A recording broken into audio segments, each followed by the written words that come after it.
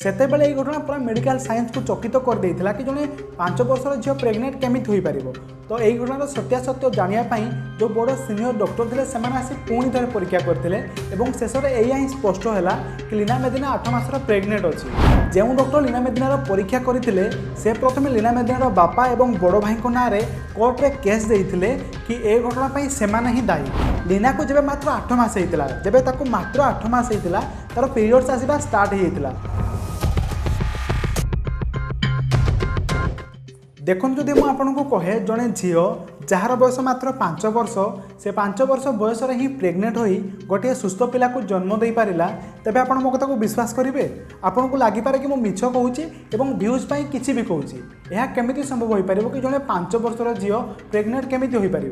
कारण झील मान जो मेन्सुरेशन साइकेल थाए से 11 वर्ष कि 12 वर्ष आरंभ होता है। तो यह केमी संभव हो पार किंतु मु आपको जनवाक चाहिए ए जो घटना पूरा 100% सत जार प्रमाण आपको भिडियो देखाइबी।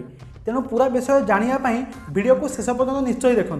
चलतु वीडियो आरंभ कर। घटना आरंभ हुए पेरू देशर गोटे छोट गाँव जो गाँव में लीना मेदिना नामक जड़े झील निजर बापा माँ और बड़ भाई सह रोला। हठात लीना मेदिनार पेट फुलवाक लगिला। घर लोक चिंतार पड़ जाते कि पेट कहीं फुलुची। सेमाने प्रथमे लीना को कौन एक तांत्रिक जे कि तंत्र मंत्र करे पाखक नहीं देखापी कारण से गाँव में रोते और एसब पर विश्वास रही सेठारे कौन सुफल न मिलू गाँव दूर एक सहर हस्पिटाल को नेले लीना को देखापी।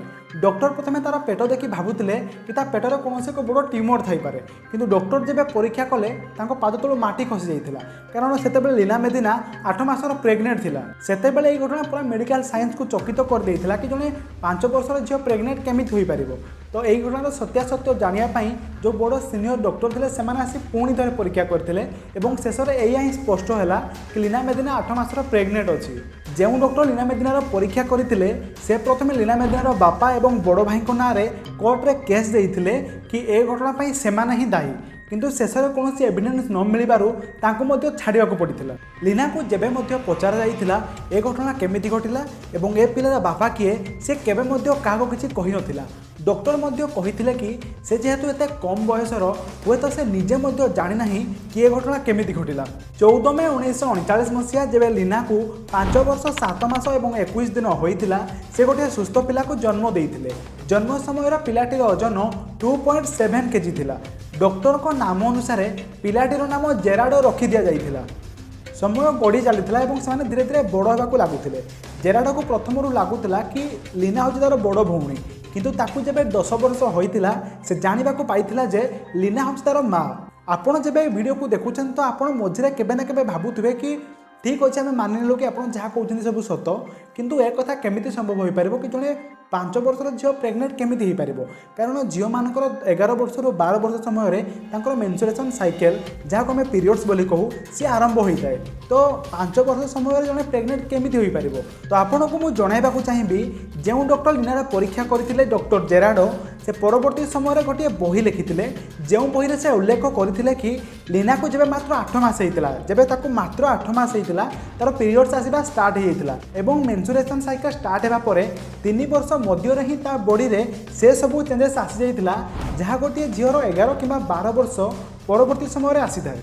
लीना मेदिनार ये घटना आपको चकित करुथाइपारे। आपण एवं भावुवे कि यह केमिति संभव हो पारा किंतु मुझे आपको जनवाई चाहिए केवल लीना मेदिना नुह आजिका टाइम रे अनेक झील अच्छा आपण मैंने देखिथे कि बहुत कम बयसर झील कि देखापी से बहुत बड़ देखा और बॉडी से अनुसार ग्रोथ होती। तो आप भावुवे कि यह कहीं हो। तो यह नहीं पुणी एक नुआ वीडियो मुझे आनबी जो वीडियो आपको मुझे जनइबी कि यार कारण कौन। वीडियो पसंद आते प्लीज लाइक करेंगे और ये वीडियो को अधिक अधिक शेयर करेंगे और एपरी अधिक इंटरेस्टिंग वीडियो आम चैनल को सब्सक्राइब करने। जय जगन्नाथ।